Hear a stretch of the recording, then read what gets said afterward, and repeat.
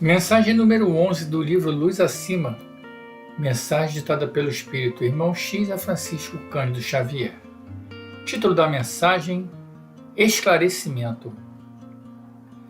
Você pergunta, meu amigo, pelas razões que nos levam a escrever tanto. Não deveríamos procurar a corte celestial para repouso? Teríamos tamanha saudade da tarefa humana a ponto de reabsorver-lhe voluntariamente as angústias? A seu ver, o sepulcro seria o caminho ideal para o esquecimento absoluto. Até aí, sua indagação se perde no domínio das coisas vulgares.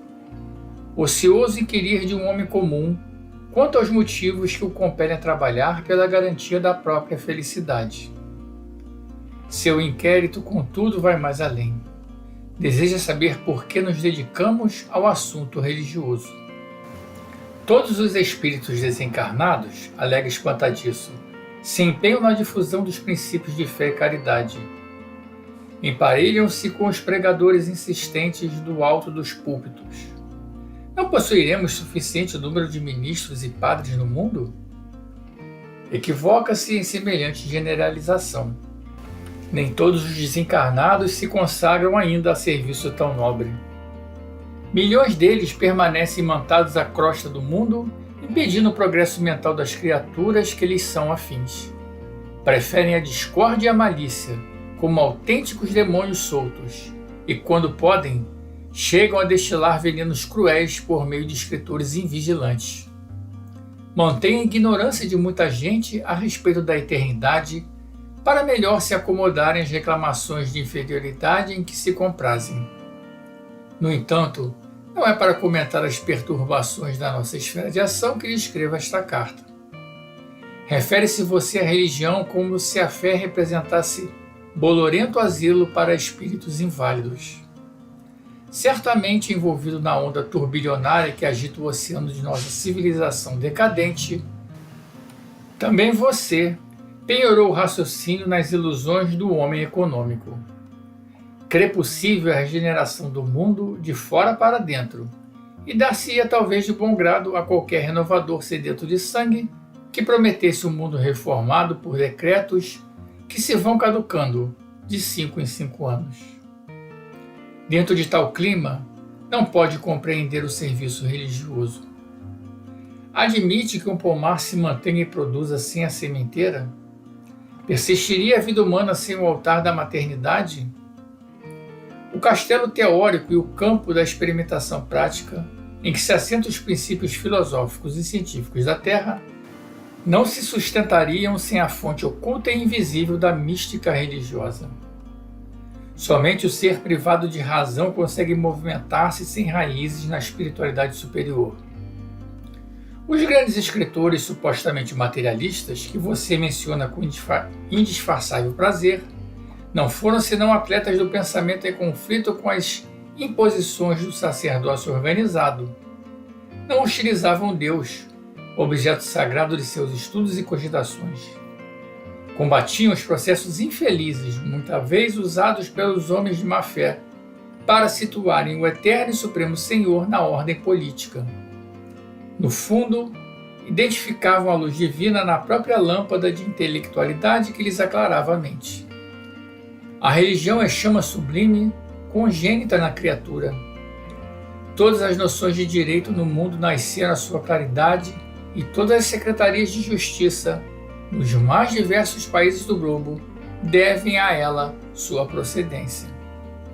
Quando o primeiro selvagem compreendeu que lhe competia respeitar a tábua do irmão, tal entendimento ter-lhe-ia surgido à face da gloriosa visão do céu, recolhendo por meio da contemplação do sol e das estrelas, da sombra e da tempestade, a primitiva ideia de Deus.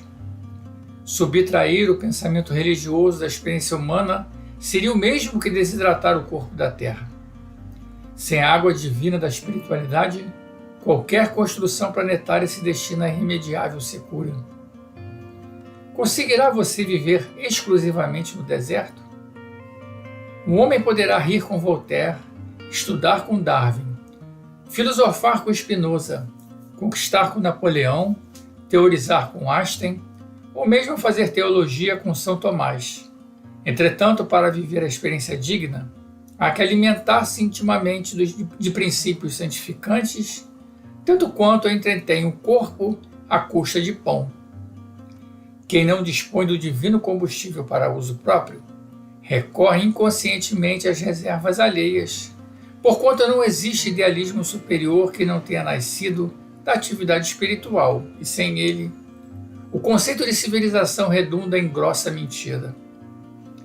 Não sorria, pois, usando sarcasmo perante aqueles que consagram o tempo ao ministério religioso. Com os cientistas modernos, vocês poderão entrevistar o átomo, fotografar a célula e positivar a curvatura do espaço. Há muita gente na América que já pensa em pedir às autoridades administrativas da política dominante a reserva de terrenos na Lua, considerando o desenvolvimento dos veículos a jato. Poderão cogitar de tudo isso, mas não deslocarão a ideia religiosa em 1 milímetro sequer de rota. A fé representa a claridade de um sol que ilumina o espírito humano por dentro, e se essa claridade no caminho, o planeta poderia perder, em definitivo, a esperança num futuro melhor. Quanto ao fato de demorar-me por algum tempo na atualidade, entre admiráveis amigos que cogitam de servir, depois da morte, ao cristianismo renascente, creia que isto ocorre por gentileza deles e não por merecimento de minha parte. Não sou nenhum Livingstone em Áfricas do outro mundo. Quem define o meu caso com paciência é o velho sábio Shakespeare. Disse ele certa vez que quando Deus nos vê endurecidos no mal, cerra-nos os olhos para a imundície e nos obscurece o juízo, de modo que chegamos a adorar os nossos desvarios e a zombar de nós mesmos, caminhando cheios de cegueira e de orgulho para a perdição. Segundo depreende, sou um enfermo à procura de melhoras. Embora desencarnado, não posso saber se você guarda saúde integral. Creio, porém, que se algum dia atingir a infelicidade a que cheguei, não deixará de fazer conforme estou fazendo.